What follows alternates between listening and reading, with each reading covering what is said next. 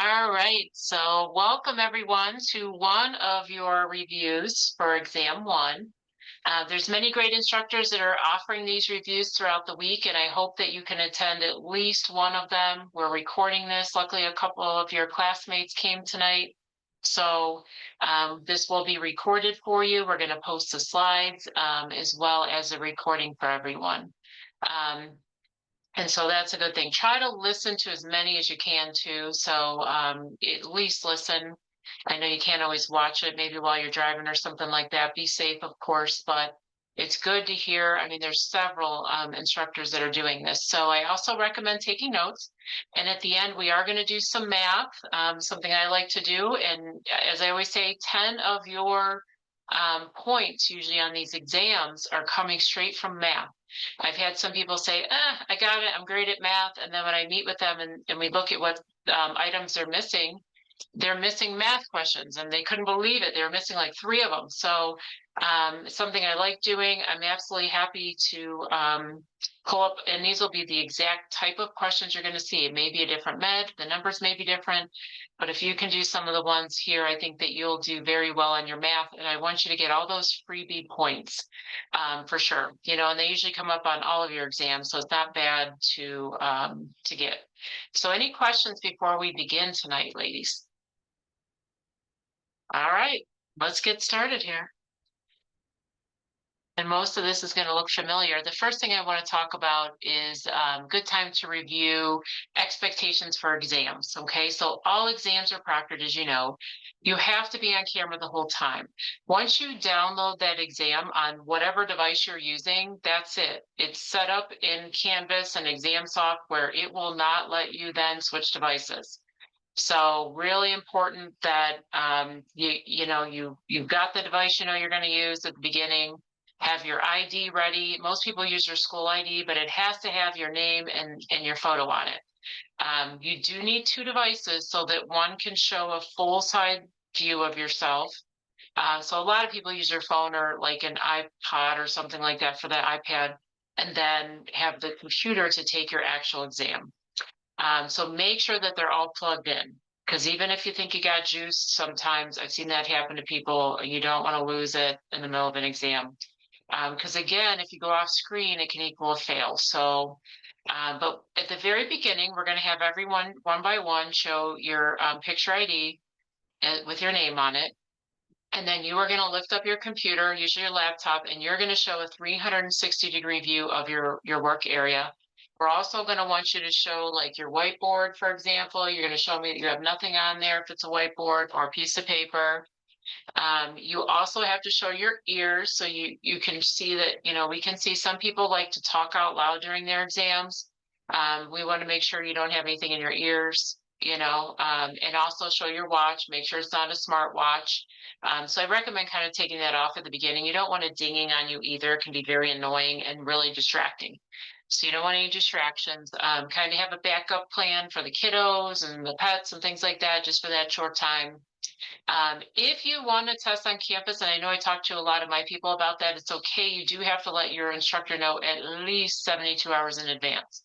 I really like my people to let me know by Sunday if possible. We have to make two different types of exams for that, put in all these different times. We will need to know what instructor that you're going to proctor with, because we have to check with your dean and make sure there's somebody that is able to proctor that exam. And we have to know the dates and times, because when we make your exam, we have to put in the download time, what time you're taking it, what time you have to upload it. You're only allowed to have it 4 hours total. There's all these rules to it. So if we have to make a separate exam for you then if you're going to test on campus. So just let us know if that is your intention. All right. And as we say on there, don't assume we know your individual requirements. Let us know. If you have accommodations or something like that, just let us know.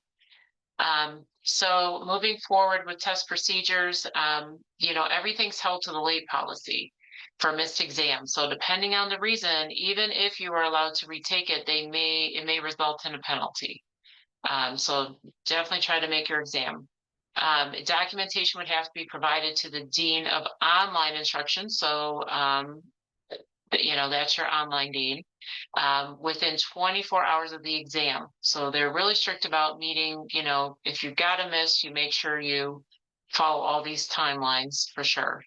Um, and then documentation must be presented prior to the exam to be rescheduled. So important to know. And then any exam, you only get a week then. So if they, for some reason, excused you, which would be wonderful, saying you can make up your exam, you have a 7-day time frame. So they're very strict about those things.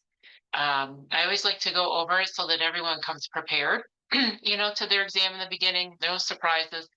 Any questions on that, ladies, at all? It's probably pretty similar to what you're used to. So, all right, let's get into it.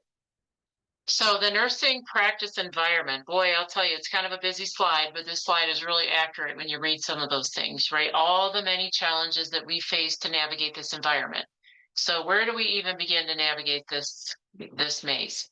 Well, let's start really at the beginning here, which is like nursing shortages. And a lot of these slides will look familiar to you. They may look a little bit different, but okay, again, we're just reviewing some of your other material. So nursing shortage has gone on my entire 15-year career, and it'll be a while, if ever, that it's corrected, right? I mean, it's a good news for job security, but we still have to provide top care to our patients while we confront this issue. But as you can see, part of it is because we're growing, right? So that's awesome. Advanced practice roles are getting bigger, nurse practitioners, where I work in the OR too, we have registered nurse first assists that can help the doctor. They actually take the vein and cardiac surgery, things like that. So really cool things that we can do as nurses.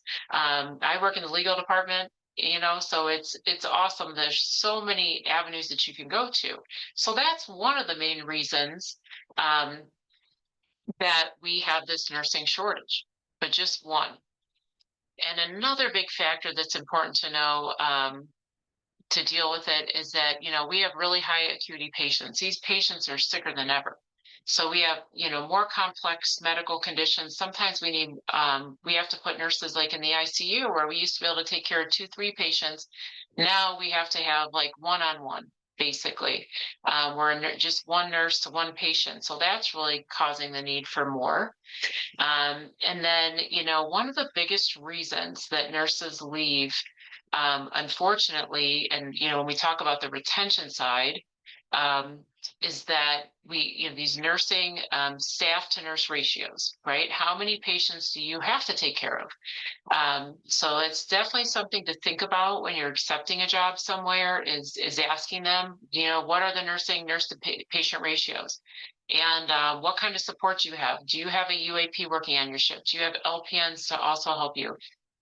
So that's a really big reason why people leave. And one of the biggest reasons for the shortage, as it says in here, is that we have an aging workforce. I'm going to be 50 here. A lot of our nurses, as you can see, over half of us are above 50 years old. And then the average age for our doctor prepared nurses is 57. So they're really getting up there real close, a couple years, if they're going to retire at 62, which, oh, I'd love to. Dream about that, for sure. They're just 5 years off from retiring. So this is why facilities really need to try to retain their experienced staff, really mentor and guide, the next generation, and also not leave them short-staffed all the time. It's also a very physical job. So when you think about why nurses would want to retire when they're in their late 50s or early 60s, even, are they able to physically do the job? So having those good ergonomic environments to support all of our nurses is vital, which is really a great segue into our next topic. You remember we covered this, right? The safe work environment. So especially in today's work environment, there's just so many challenges we have to explore with this. It's not just a, one and done safe lifting like we used to talk about. Yeah, it's one part of it. But to have a healthy career, we've really got to address all of these things in this circular module here. Let's talk about the first one, ergonomic injuries. Did you know nursing is ranked second after industrial work? So after construction work, things like that, for the physical workload intensity. We work hard. So not only are we on our feet all day, walking miles back and forth every single shift, a back injury is usually the biggest one that gets nurses. That's usually the highest work injury we see. And it's preventable in most situations. So this is because we're lifting patients all the time. We're lifting heavy things all the time and moving all over in many positions. So we've got to have really good technique when we're lifting, right? Bending at the knees, not using our backs, for sure. And don't lift with your back. And the main thing is have enough staff available. Ask your friends to help you. Call your colleagues in there. This is a team effort. You can't do it all alone, so definitely don't try to, right? But because we have a complex role that also includes computer work and typing, sometimes sitting and standing, right? Or even like typing and standing at the same time, which is definitely hard if some of you have used some of those wows, those workstation on wheels. So it's really important too in those situations, make sure you're adjusting your work height, your computer height to eye level. And that way you can also like avoid getting carpal tunnel or wrist pain. A lot of you were born, unlike me, we didn't start, I learned on a typewriter, ended up being a court reporter for 9 years, as many of you know. But many of you have started using this technology way earlier. So you got to save your wrists. Make sure you adjust that work computer height for yourself. Know that the ANA is really committed to this. They're really committed to reducing those ergonomic injuries. And they really recommend that nurses use assistive devices for lifting. Important to know. One example of that might be gait belts. Hopefully, a lot of you use those in your simulations and when you learn how to, mobilize patients, or you use that to help lift, so that way if the patient's kind of wobbling a little bit, you've got a good hold on them. You're not injuring your back in any way. But employers have to make these devices accessible for nurses. The ANA has made that their initiative. And it may also surprise you that a lot of nurses don't even want to report when they get injured. I see some shaking of the head. So first and foremost, we need our jobs, right? We don't want to risk in any way, even though we should never get in trouble for that. But maybe we're worried, like, well, what if something I did, they're going to make it look like an error on my part? Like I shouldn't have hurt my back if I were doing it the right way. We also have a tough group of people. So, we don't want to maybe admit we got hurt, shake it off. We're used to being in pain. Our feet hurt, our backs hurt, right? So that may be another issue for sure. But sometimes filling out that INSA report can also be really time consuming and deters a lot of people from completing them. I see that a lot. So I've heard a lot of nurses, concerned maybe they're going to get reprimanded for an error if they report the injury. But know that you're never going to get in trouble for that. The only thing they really want to make sure is that it doesn't happen again, doesn't happen to you, doesn't happen to someone else. So when you fill out those reports, they want to understand what happened so we can look at the process. What is our process? Do we have an SOP or a policy? If not, do we need to create one? Do we have the right equipment? Do we have safe, locks on our needles, the safety devices? Do we have gait belts? Do we have all these things? So are there any opportunities basically to prevent this from happening in the future? So never, ever be scared to report those injuries. All right, so another risk we face, and I just kind of touched on it a little bit, are those needle sticks, right? Exposing us to bloodborne pathogens such as HIV, Hep C, AIDS, really anything. So the Needle Stick Safety and Prevention Act, as you see on there, is in place to protect us, okay? So it requires safety features on devices, just like those needles. We have, basically quick locking devices on the hypos so that we can lock them right after we give an injection without having to even step away from the patient or anything like that. Know that employers by that act are required by law to record and report whenever these sharps injuries occur. So you will have, because of this law, a protocol where you work on how to do this.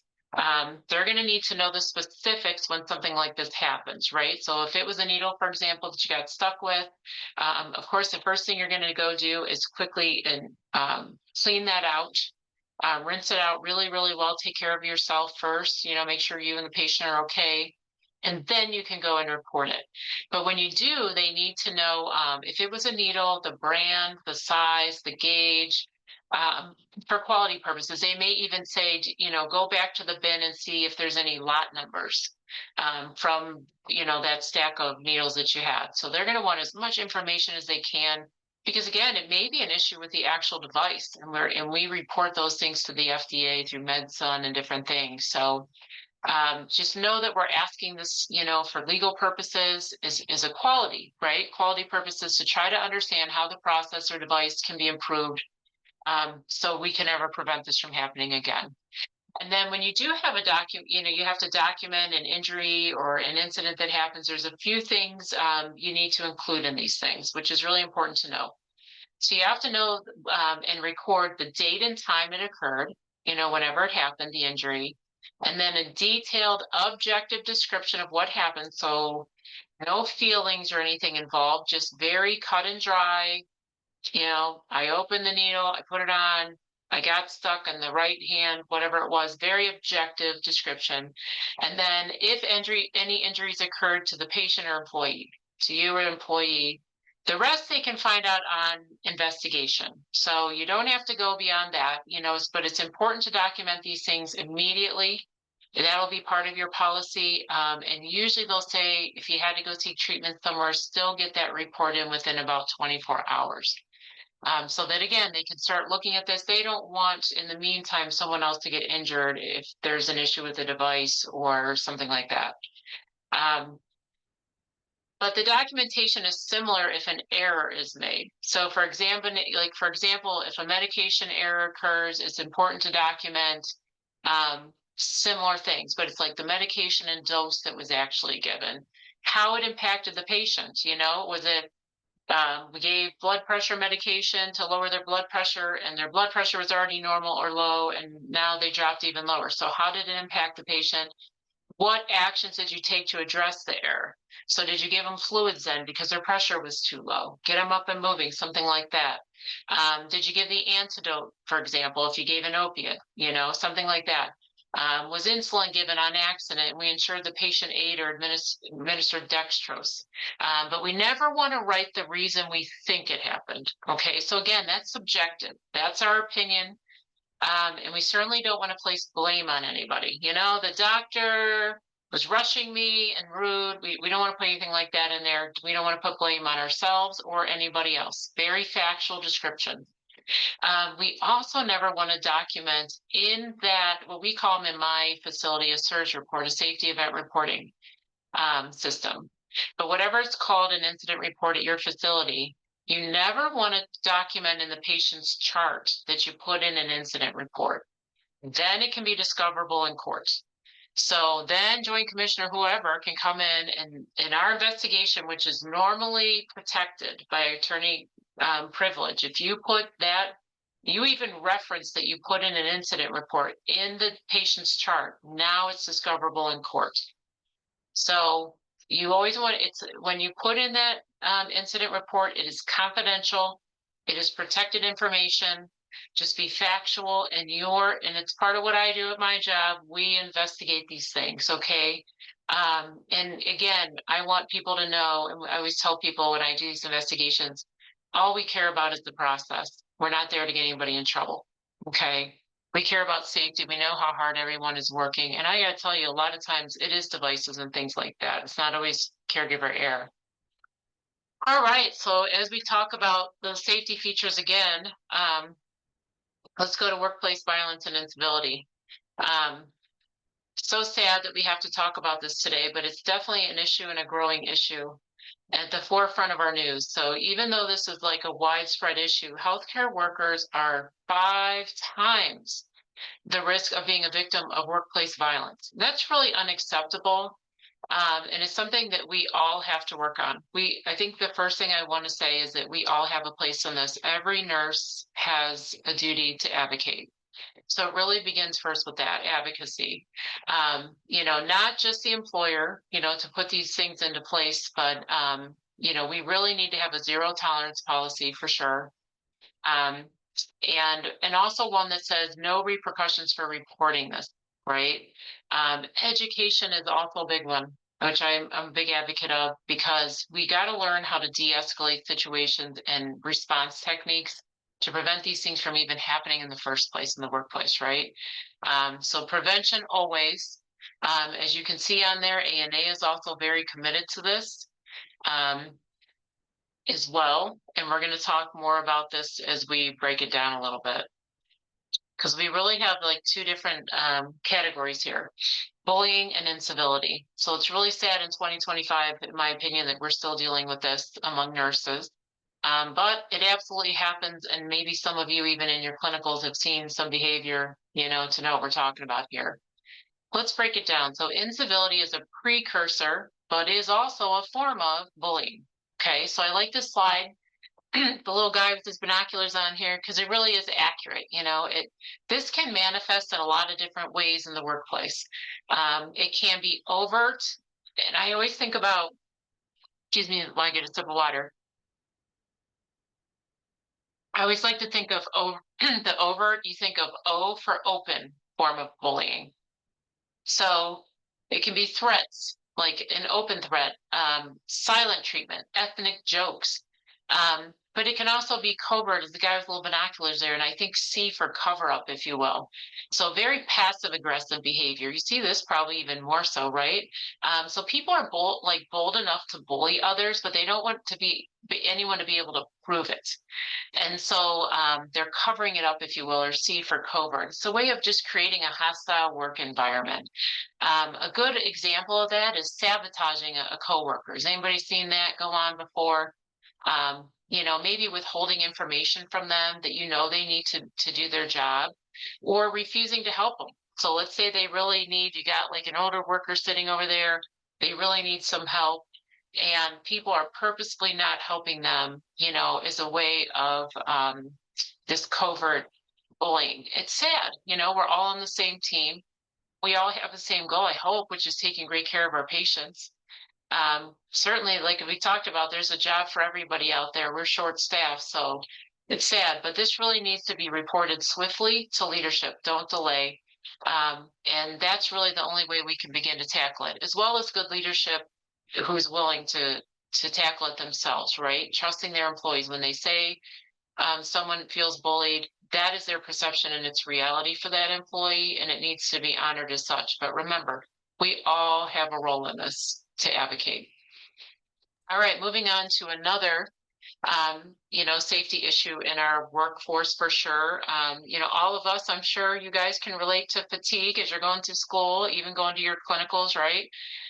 But it's really true for our nursing workforce. Our patients, first of all, need care 24/7. We're around the clock. So we're frequently being pushed to pick up extra hours or not even be able to leave our own shift on time. Something happens and we can't just abandon our patients and leave. So sleep is a really, really big issue, especially when you rotate between days and nights. So you add in there 3 12-hour shifts on top of that. You're on your feet all day lifting patients, and you can really run into some serious, serious fatigue.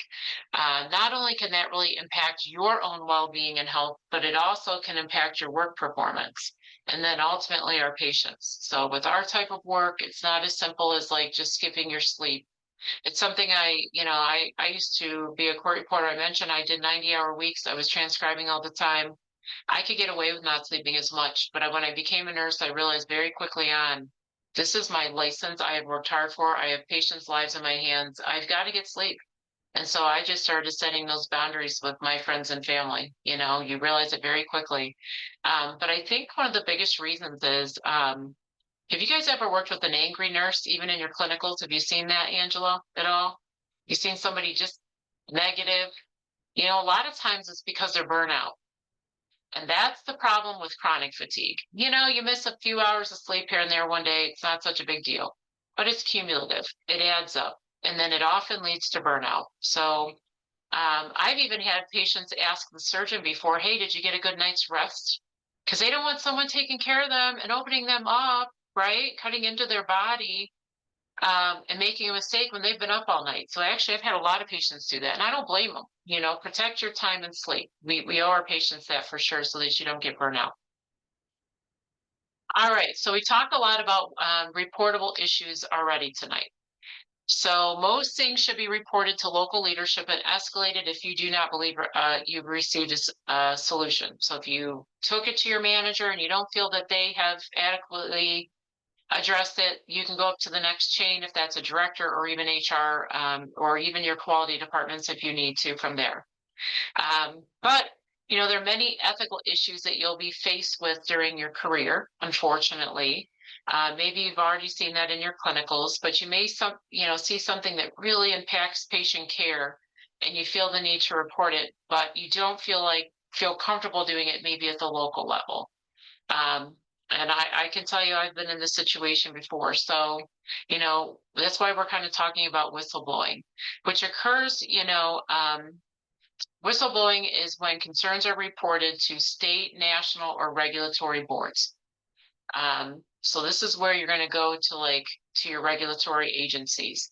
These are, there's laws basically that protect whistleblowers, so that employers cannot legally retaliate against you if you do this in good faith.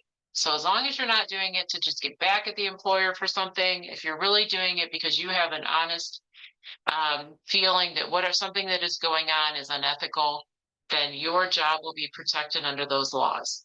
And although whistleblowing, can have a bad connotation to it, almost like snitching, if you will, actually whistleblowers, as it shows on here, have a really strong calling to do the right thing. They can be very conflicted inside because of that. So perhaps, they don't want to negatively impact their workplace. They're certainly going to be worried about retaliation, even though that's illegal. But they're aware of something that impacts the lives of their patients, and doing the right thing is not always easy, right? Sometimes doing the right thing can be challenging and hard, but I think that's important to know that that's available to you. You know what it is, that you're protected under the law. All right. And really, at the crux of that, the cornerstone of what we're talking about is patient advocacy, right? It's a cornerstone of our profession, as it says on there, to advocate for our patients as well as their wishes and their culture, whatever their cultural is. We need to provide culturally competent care to our patients. We are the most trusted profession because our patients depend on us to do this. When I work in surgery, we're putting our patients to sleep. So they fully trust us. We've got to advocate for them. We've got to know what those wishes are before they go to sleep and advocate for it. So because of that, we're often faced with a lot of ethical challenges, family dynamics. I'm sure you guys saw those in your clinicals already. It's hard to dodge it. Angela, did you do your PEDS rotation? That really is at the forefront I of did. PEDS. I Yeah, did. more the family, isn't it? So you got hmm all those dynamics, and I can tell you if you do ICU and critical care, same thing, it's really going to come up. So perhaps the family, for example, wants to make a decision for a patient that is different than what the patient wants.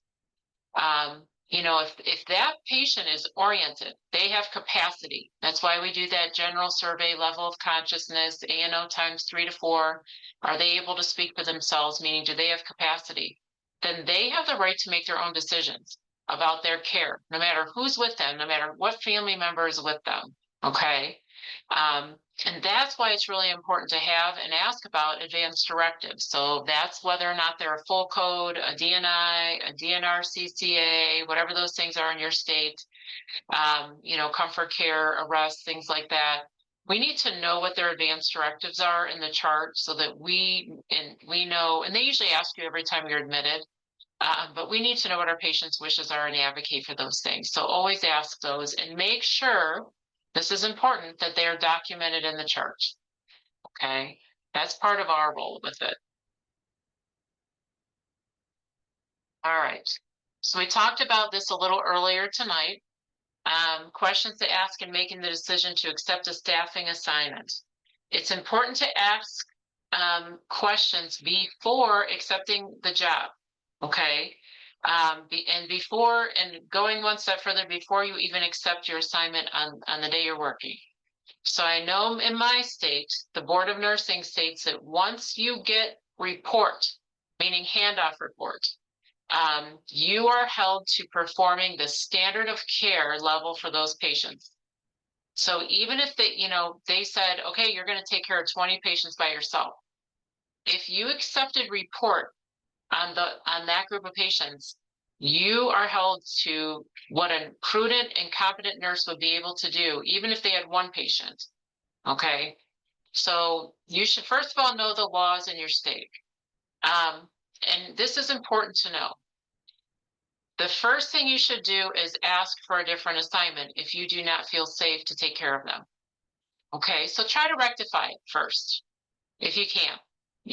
See if they can eliminate as many patients as you have. I know one time I was full of critical care float, and they gave me every contact precaution or whatever precaution patient on the floor. Now everyone knows how much time it takes to gown, glove, properly wash your hands.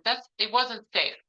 So you got to speak up. In that situation, you would want to say, hey, can we split it up a little bit here? And I don't have all the contact precaution patients or whatever it is.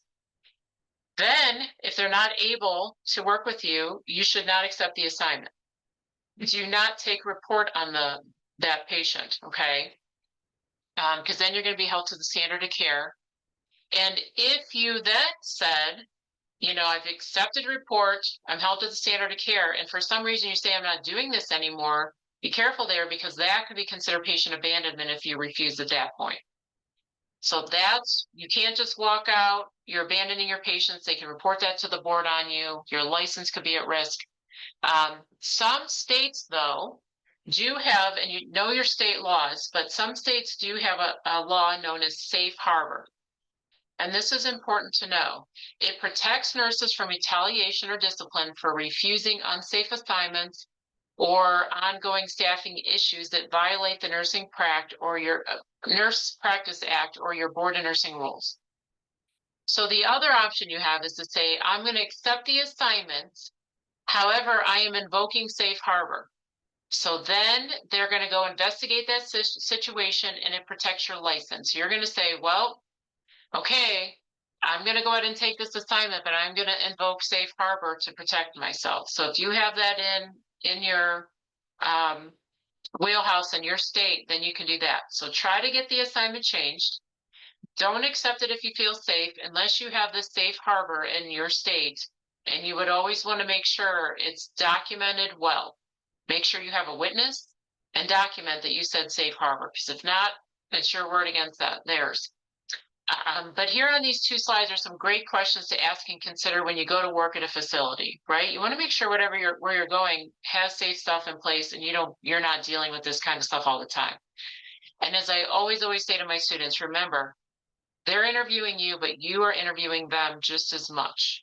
So make sure that you've got, look them up online and have questions like this, save these slides, and really, protect yourself. How's call handled? Am I just going to have to drop everything, or am I going to know ahead of time if I'm on call? Things like that. Nurse to staff ratios is really a big one. So you said ask those questions like during the interview process, maybe, or like. I'd want to know, absolutely. Okay. What is the turnover? Why is this job open? Okay. I'll tell you that one of my first nurse manager roles, I found out I was the third manager in a year. And when I started, I had 4 demoted nurse managers working under me and my assistant nurse manager in a performance improvement plan. So I wouldn't have accepted that job had I known those things, right? I want to be able to go and be successful in this role, So, and obviously that says a lot about the leadership and the director, right? And ultimately why I left that job, but I was successful in it. I just said, I'm not going to be another number here. So, but again, I learned the hard way. I have some more questions I need to be asking. And I learned those are uncomfortable questions sometimes. I mean, I think that you need to watch how you ask them, and there's always a good way to spin it. You know what I mean? For sure. So you don't want to say, is there a conflict resolution plan? But you can just kind of spin it a little bit. And find a nice way to ask those things, and a lot of times I always tell people to shadow at your job too. So if you're going to take on a job, shadow there and find a nice way to ask some of these things to the staff there as well, because you are absolutely interviewing them just as much. So yeah, absolutely. I'm telling you, I learned the hard way. Ask some of those tough questions, just be professional about it. you Okay. know? It's more the way you're asking it, I think. There's definitely a way to do it. So 100%, All right. you know, Thank you those for that key points. this is your license. You guys are working hard for it. This is your whole career. So you got to protect it. And I'm telling you, there are some environments you got to really watch. Really, really watch. You're going to ask all of those, no, but pick the top ones, and I pick the ones that really involve around safety, for sure. And I'm telling you, going job to job, you're going to increase the number of things you ask on interviews just because of, seriously, the things that come up, you couldn't even make it up if you tried. You wouldn't even have thought about it. I know one place I worked was trauma. We only had 30 minutes to respond to trauma. And when I was a forensic nurse, I even had an hour to get in. So just things to know. Do I live within 30 minutes or even 20 minutes? Because I got to put on my clothes and get in the car and get there and park. You know what I mean? So um, lots of things to consider when you're taking a job. Absolutely. All right. So I at least want to briefly dive into your chapter on unions and collective bargaining here. So more definitions, make sure you read and know these definitions so that you can apply them in a scenario, because it's not going to be as simple as what is the definition of collective bargaining, right? They're going to give you a scenario. But when we talk about collective bargaining, this one I will read. The process whereby workers organize, big word there, under the representation of a union in order to share the degree of power. That's also important to know. It's a sharing of power with management to determine selected aspects of the conditions of employment. So this is where workers organize to share power, basically. They will negotiate a contract, a collective bargaining agreement, which will be the terms that they agree to. Okay, so to organize, nurses are asked to sign a card. It's called like a union authorization card. This allows the union to represent them on topics being brought forth. So maybe your group wants to bargain for 12-hour shifts. And if you sign that card, the union representatives will then go to the company management and bargain on your behalf. So if you're a part of this union or collective bargaining unit, you can also join union meetings. You can give feedback on the proposals that are coming forth. So if it's a 12-hour shift, you get to say whether you want that or you want 10-hour shifts. You can also vote on the agreement. And then, of course, if you don't like the decision that's reached, you always could strike too, right? You could organize and strike. So important to know kind of some of those things under that collective bargaining. And I know in class we talked a lot about the advantages and disadvantages of joining a union. A lot of those are very subjective. It's up to each individual how they feel about that. But I would definitely review some of the pros and cons of joining unions. So definitely take a look at that. Okay. And so one advantage, though, when we talk about striking is that even if you belong to the union, you don't have to strike. That is not mandated that you have to do that. So maybe you want to just keep working and make your money, or maybe you just don't agree with whatever topic they're striking over, but you don't have to. But there's also other considerations that are positive as well, such as, or that may not be as positive. So how does it impact your patients if everyone's striking? Are they really suffering in the hospital? Patient care is suffering. You also may not agree with all the things they're bringing forth. So just lots and lots of things to consider with unionization. So right to work laws, when we talk about this, what are your rights with this? Approximately 28 states have these right to work laws. They're initiated so that if in those states you can work in a union facility and not be forced to join a union. Okay, so your hospital can have a union, but for nurses or whatever, but you do not have to join it. So this law also protects you, as you cannot be terminated or retaliated against for not joining the union. If that happens, you could actually, file a lawsuit. But you can also still benefit from, like, let's say your hospital's unionized, but you don't join the union. You can still benefit from the union contracts. And I'll give you an example of that.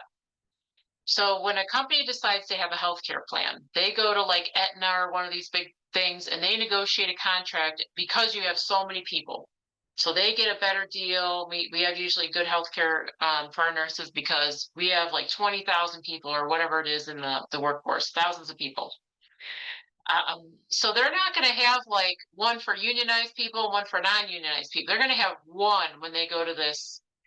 Let's just use Aetna as a big healthcare provider, just as one example, right? Or I can't think of others at the time, but um, and so they're going to negotiate this plan. And so whatever that plan is, even if you're not paying dues to the union or something like that, you also get the same healthcare plan that they've negotiated with the union dues. So it's pretty nice, right? There's other examples, but that's just one of them. For example, whatever they negotiate, you get the benefits of it. So it's up to you whether you want to join the union. All right, so I'm going to move along here, and we're going to cover this chapter we just talked about, and briefly cover a couple of things from chapter 17, which really dives into leadership and management. Remember, those are two different things. And there's many facets of the nurse leader, and they're not all here. Everything a nurse leader does. So, but these are just a few of them. When we look at the roles, and this is no way all inclusive, but the first thing you often think of is that authority, right? That a nurse leader has. And it is part of the job, right? Where we might be a disciplinarian. So we may have to, and that's probably what a lot of you think of when you think about a leader or a manager, right? Is the first thing they have to do, and the part of the job nobody wants. So if somebody's chronically late all the time, you're going to have to be the one to pull them aside and say how you're late all the time. It's not following policy, and it's impacting the staff. It's impacting our patients. So that may be one of the parts of the role, right? But another really great part and positive part of being a nurse leader is being a collaborator. So you're going to collaborate with a lot of different multidisciplinary teams, providers, respiratory, pharmacy, social workers, to develop like a plan of care for our patients, right? So you're really collaborating all the time. So that's a really great example of a positive role that the nurse manager has, but there's many of them on here. And another one of them is being a change agent, right? So that's another big one. Change is inevitable. It's going to happen. And for us to provide safe care, we've got to keep up with the times for our patients. So, but moving that change through your staff really takes effective skill, right? To get people to get on board with changing all the time. And you really got to motivate people. You got to utilize those informal leaders that don't have a title, on your unit, to assist you, educating people on why. People want to know, why does this change that we're doing, how is it good for me? How's it good for the patients, right? So you got to do a lot of educating on those. But that's just highlighting a few, but nurse leaders certainly wear many hats. And I don't have a slide on it, but I know we also talked about the different types of power. Do you remember that? The referent power somebody has if you really hold them to high esteem, so they don't have a title. And then there's that expert power. So if you remember a couple of examples from the expert power, somebody who's really got a certification, like a wound nurse would be a really good example of that. Or I work with somebody who's really good at our computer system. So she's got that, expert power in that. I just called on her today, teach me about this again. So that's a good example of the expert power. Also make sure that you're reviewing your leadership styles. And a big one we talked about is that transformational leadership. That is really what Magnet, when they come around to designate your hospital as a magnet hospital, they want you to prove that you have transformational leadership throughout. Why? A couple different reasons, but the big one is staff engagement. Magnet hospitals and those that have transformational leadership are all about staff engagement. It's having a vision to meet the goals of the organization, also being very innovative. Whereas remember, you have those transactional leaders, and they look the same, so make sure you know the difference. Transactional leaders are really focused on the day-to-day functions. It's important to know. Very task-oriented. The day-to-day duties, and many of you are going to be task-oriented when you start your roles. That's okay. It's just focusing on those daily skills. So remember, leaders also have to have those human skills. where they have to be able to, compassionately care for their coworkers and even, patients, the colleagues, people that work underneath them. And then they also have to have those conceptual skills. So make sure you take a look back on your PowerPoints on those things. We also discussed a couple of different types of leaders yesterday. So when I had class, one of them was that autocratic leader, the democratic leader, and the laissez-faire leader. So we gave good examples of those, and I want to touch base on it a little bit more. So for the autocratic leader, they're going to be great in emergencies, traumas, codes. I think I used the military nurses as a good example. Democratic allows choices. So can we vote on stuff? Can we vote on how we're going to do call or the schedule or whatever it is? Laissez-faire allow choices too, but it's more like the choice is not wholly on you, or it can't be put wholly on you. I'm sorry. So a laissez-faire manager is like, you're running the show. You guys get to decide it all. They all have their place. Certainly for laissez-faire, I've had some salary people that worked for me. These nurses were like more advanced practice, so they didn't need as much. So I could be more laissez-faire with them, right? But all these styles really have their place. And also know the 5 management functions. So organizing, staffing, planning, and directing. I know we're 4 of them. Make sure you take a look at those. As we're running out of time for sure to get to some math, but we also talked about that strategic plan. And if you remember, that was that 2 to 5 year plan where they set a goals for the institution, right? The goals and objectives on how are they going to meet their mission and their vision. They sit down, go in a room by themselves, and they develop this big plan to do that. So take a look at that as well. Moving along, shared governance. This is also a big part of Magnet Hospital. So nurses have an active role in decision making. That's what shared governance really means. But it's highly supported by Magnet Hospitals, like we talked about. It's a committee of staff members, not just nurses. It might even be people from your unit specifically, or it could be from your hospital as a whole, where you have this shared governance committee. You're going to go in and represent your unit and discuss items that affect your unit specifically. You're going to collaborate and discuss ways to move forward with solutions and guidelines, right? So there are many goals of shared governance, but first and foremost, we want to retain our nurses, right? So that's a big one for it's a big goal of theirs for shared governance. And the reason that we do it is we want to have a say in things. Why? So we can retain our nurses. And then also, how can we attract and keep and retain good talent? So when we get those nurses, we want to keep them. You're also going to work on quality improvement projects and find ways to, again, improve that engagement, all about that magnet designation. But this committee is not just to get together to discuss a Christmas party and how are we going to have a Christmas party this year? Do we have enough funds? It should be meaningful. And often one leader attends just to make sure you guys stay on task with these things. All right, I just want to touch on before we get into math here. In your preparation for your exam, always be prepared for questions on the nursing process. So even if you don't know anything about a topic, if you know the nursing process, add PI, ABCs, you should be able to get to the right answer. So airway, circulation, breathing, who is your priority patient, and the nursing process. So what do you do first? It is almost always assessing. And they may call it something different than assessing, observing, so analyze, something like that, analyzing sometimes. So, pay attention to those words, but who's your priority patient? And always delegation. So make sure we put a couple of those in every single PowerPoint. Make sure you take a look at them, stay fresh on it. All right. So let's get into it as we only have like 15 minutes left. So a couple of things I always like to teach about math, and I'm going to show you what it looks like. Start in the end, and I'm going to show you an example of this. So what are they asking me for? So on my whiteboard, I'm always going to write down on here if it's like, how many mLs per hour. I'm going to write over here before I start anywhere mLs per hour. Why? You only get so many minutes per question. I've wasted a lot of my time calculating math for the wrong thing, and then found out, oh my gosh, I calculated it for milligrams, and here they were asking me for mLs an hour. I got to start all over again, and I just wasted 2 minutes. So write that on your board first, just my suggestion. Also, mentally get rid of a lot of the fluff. When you're giving a med, I absolutely am checking a minimum of 3 times Is it heparin? You know, whatever my medication is, what is the fluid, whatever it is.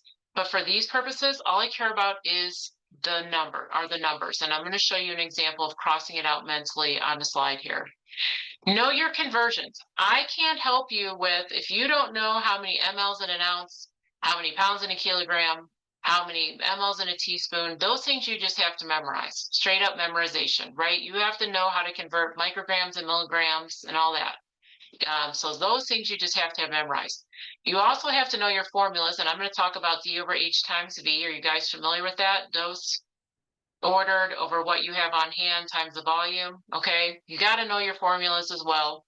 I always say carry over units. So when I'm writing on my board, I don't just write the numbers. So I don't write D, so 5 over 2. I'm going to write 2 milligrams over this times the volume. I'm always writing it down. I'm going to show you an example of that as well. Don't forget to go back and round because you'll get it wrong. Have you guys messed these things up in the past? I'm telling you, it's why I do it. And I always say do a common sense check. If I say I have, you know, you probably can't see my glass here. If I have 1,000 mLs in here and I'm going to run it over 6 hours, that number should be less than 1,000. I'm dividing it. So just a common sense check, if you will. Things that have kind of helped me in the past. All right, so using your whiteboard here, I'm going to give you a question, and then I'm going to break it down. So we have a math problem. The healthcare provider orders an insulin drip. I don't care what the drip is for these purposes. I don't care. It could be any med for these purposes. I don't care that it's IV. Here's what I'm caring about. 6 units per hour. The insulin, I don't care, is provided at 125 units. I don't care about 0.9 sodium chloride. That is fluff for these purposes. What am I going to start with? What are they asking me for? The nurse will set the infusion rate at how many mLs per hour. I would write that on your board first, and I'm going to show that to you right here. What are they asking me for? mLs per hour. Write that down first on your board. So you see I have that on a slide. Now I'm going to break it down. Get rid of the fluff. You see, I don't care who ordered it. I have an order. It's this, right? So cross that stuff out mentally. If you can, cross it out. If your computer lets you do it that way. If not, mentally cross those things out. Here's your formula. Whatever you have ordered over what you have on hand or available times the volume. And then I want you guys to calculate it and tell me what you get. I'm going to do it with you. I don't have the best handwriting. It's a sign of a genius, I always say.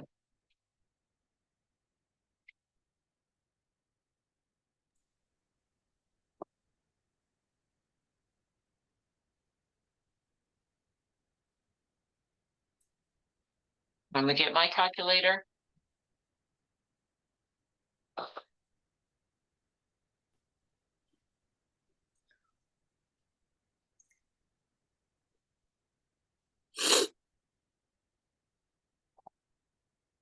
Let me know when you're done. I'm done. What'd you get? 4.8 ml hour. 4.8. Because it said to go back and round. So I'm going to show you my board, and I hope that you can see it. I might have to come away farther. So I have my dose ordered over what I have on hand times the volume. Okay. You see, I crossed out units. I'm going to end up with those mLs per hour. And I always say you have to have matching units. So in other words, I hate using that word here because it is units, but units of measurement. So if it's milligrams and milligrams, micrograms and micrograms, right? And then of course, if it had asked me to round to a whole number, it would be 5 because that 8 is 5 or greater. Very good. So that's more of a simple one, right? I'm going to wipe my board clean here. That one's not so bad. Any questions on that one? But you're going to see something like this on your exam. And I broke it down on here too. So I always carry down, this is what I meant by carrying down the units. I actually write on here, as you saw, units and units. I didn't just put 6 over 125 times 100. Sometimes when you don't write those things down, you'll catch, oh my goodness, it's in grams that I have available. And I needed milligrams. And remember, whatever you have on hand is what you need to get to, because that's what's in my Pyxis. Okay, I got to get to whatever I have on hand. And I always put on there, don't forget to go back and multiply. All right, let's do another one. So this is number 2. The patient is ordered to receive a 750 bolus of D5W. I don't care what it is, to be administered over 4 hours. The nurse will set the infusion rate at how many mLs per hour. So what are they asking me for? Start there. I'm going to write that down. mLs per hour.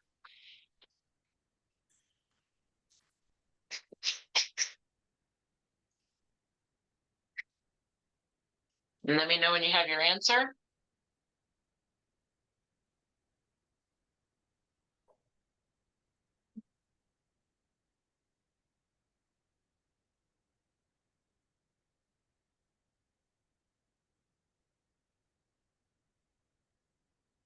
These are so simple that I get them wrong. Or I don't get them wrong, I waste time.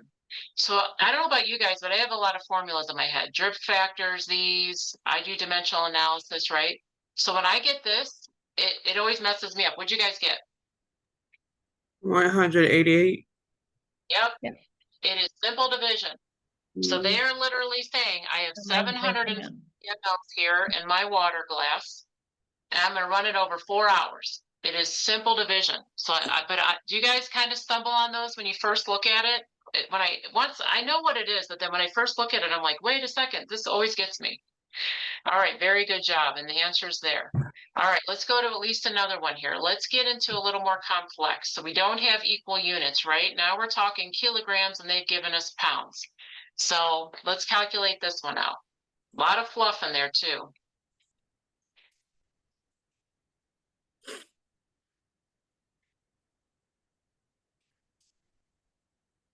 I always say keep your kilograms in at least the hundredths place when you one Said keep it in the hundreds place.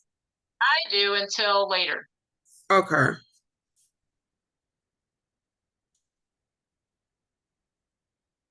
I don't round till the very end. Hmm.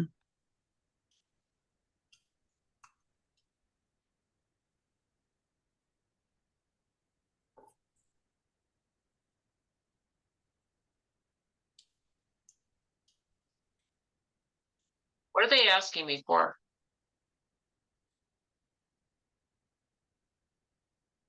ml per The hour. infusion rate, yeah, milliliter hour. So this one, there's a couple steps. Yeah.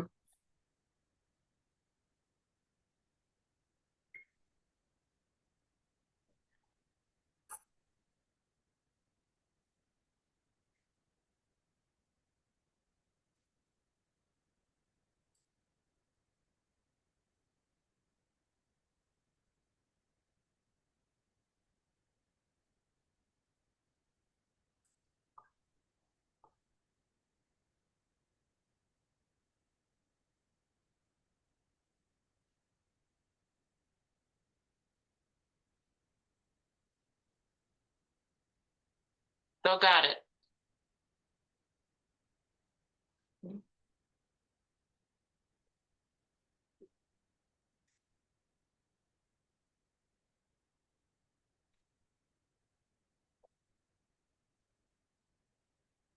There are a couple ways to do this one that are correct. So I always tell Mhm. people, the first thing I do is get my pounds into kilograms. Is that what you do? Mhm. The next thing I do is I plug it into the equation. So I say, and I can write this down, 6 micrograms times how many? We had 111.81 Yes. kilograms per minute. And this is why I write down everything. I write down minute. Because what are we looking for? Hours. Hours, yeah. Hours. So, and you miss it if you don't carry it down and write it down. So I'm going to write on my board this. So I'm just going to plug and play. I see people do it different. They calculate it. There's a couple different ways. You could times it times 60 now. You can do a lot of different things. You're not wrong if you get the right answer, I always say. So I plug and play. So then you should have gotten what? What is 6 times 670.8? What 86, right? Right? Think of 670.8 micrograms. But as you notice, we need milligrams. Mm-hmm. So some people like to move the decimal point. I do dimensional analysis, which I can show you what that looks like. So how many,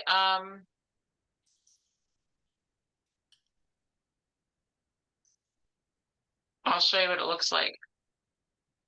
I don't move the decimal point. I set it up like this. What I have over 1, I have the other, I'm backwards here. So, and Mm-hmm. I'll show you it this way. These cross out. Yeah, that's how I I'll do mine. Mm-hmm. trying to get blurry. I'm trying to get, Yeah. Go back a little bit. Yeah. There you so go.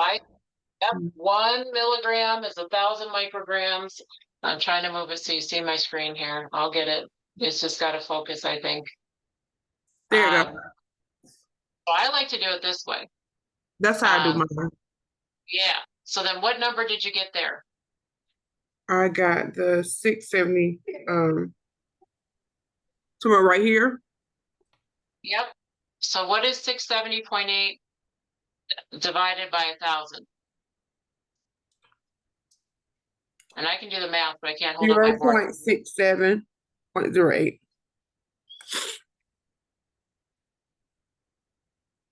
So now there's a couple different ways you can do it. You can go ahead and do the dimensional analysis, or you can times it times 60 to get to the hour. So this is why I say there's a couple different ways to do it. I times mine times 60.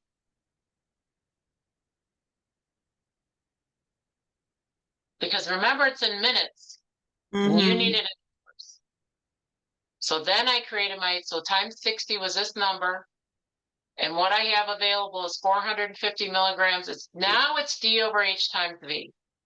Sound 2 hours. Okay. But you're not wrong if you take that 0.6708 and calculate it and then multiply it times 60. You just have to keep track of where you're at. Yeah. You know, when you're figuring it What, out, what was the this is answer for that one? 18 Oh, milliliters okay. per hour. Is that right? Yeah. All right. Yeah, that's what I got. I just do mine the long dimensional analysis way. it's okay. There are so many ways to do it. What I want to caution you guys on here and to practice these, there's a lot of, these are time suckers, I like to call them. They suck up your time. Because this one's got a couple, but you're going to see questions like this. Okay, so make sure you practice it and that you're getting it right. I always like to write down minutes and hours. Remember, I said I write all that down, not just the numbers on my board, because you'll miss it. You might miss that it was in minutes and I need it in hours. So I Mm-hmm. know we're running out of time here, but I am going to show you one more because you're going to see questions like these. And look at all the fluff in this. Do I care that it's dobutamine, nitroglycerin? Like, I think it's probably a mistake. I should only had 1 min in there, but you get the point. I don't care that it's in a normal saline solution. For these purposes, I just need the numbers. All right, so you can go ahead and calculate this one. You do it too.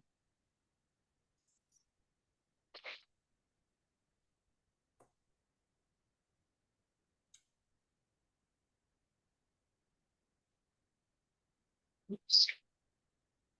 Oh, it is 7 also.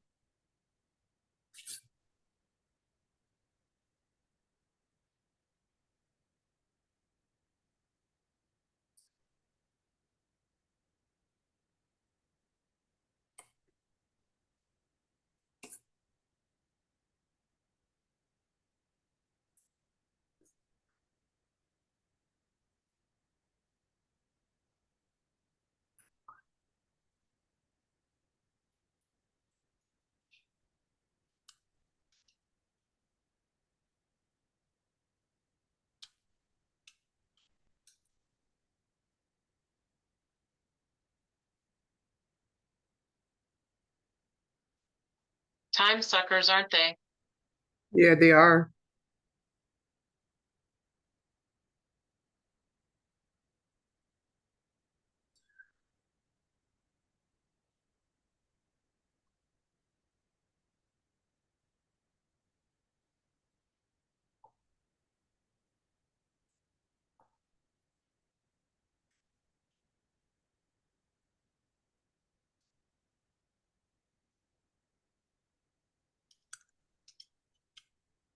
I'm gonna do it a little different this time. Just to show you.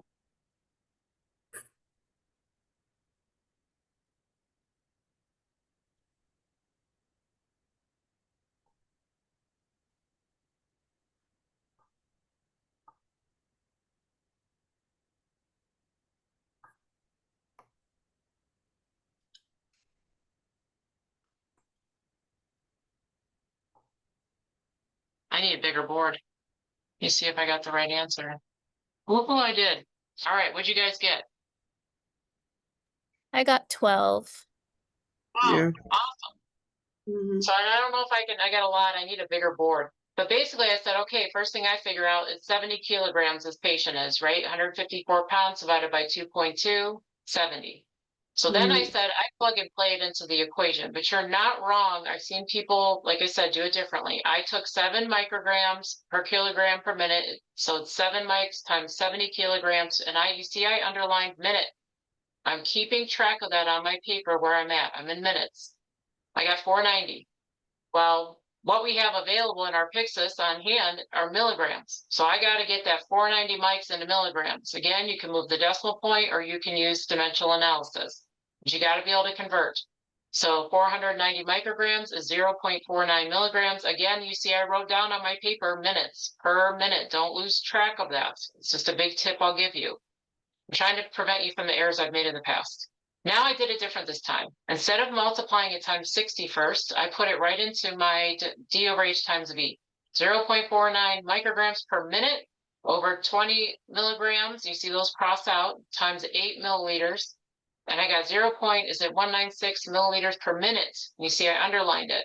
I multiplied that by 60 to get to per hour. And I got the 11.76, which rounds, as they want to round to a whole number to 12. Right. Mhm. But again, as you can see, there's so many ways to do this. I always say, as long as you always get the right answer, go for it. But I hope some of the tips and tricks that I gave you help a little bit. Like write down if you're in minutes, and you see I underline it. This is yours. Write down however you want it. Whatever your board is or your paper, go for it. Like it's not going to hurt. It takes 3 seconds to write down minute, like, not even. So just keep track of if you're in, because then you get to the end. And this is why I like to write down first mLs per hour, like at the bottom or wherever I'm at. So that way I can say, like, I know that's what I'm getting to. And if I kept writing down minutes, and I get to the end and I say per hour, I would catch myself. I got to get it to hours. Because it's those little things that get you. It isn't that you don't know how to convert to kilograms. It isn't that you don't know how to put it from milligrams to micro. It's those little tiny things and keeping track of where you're at in the equation. So these are posted for you. You guys got this test next week. I hope this was helpful for you. It should be. Look at some of those things I didn't mention, but I mentioned to you to kind of look up. And, we always say study everything. But if you can get those kind of math questions, those are the big ones you're going to see. I took them, I just changed some stuff, but it's the exact same type of question. Okay. We're also going to post this recording for you as well as the PowerPoint slides. So I really appreciate you guys spending your Friday night with me. Any questions at all? No, Was ma'am. it fun to math? Get a little hands-on? Thank you. Mhm. Okay, good. I appreciate it. It's nice meeting you, Jeanette. Thank you. All right, thank y'all. Have a good night. Good night. Bye-bye. Need any